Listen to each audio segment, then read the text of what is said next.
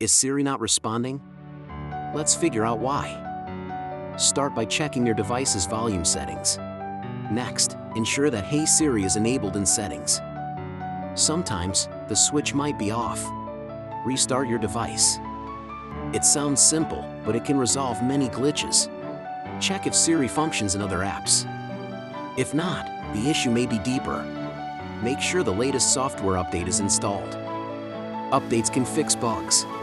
If Siri still isn't speaking, consider resetting Siri settings to default. You might need to restore your device as a last resort. Back up your data first.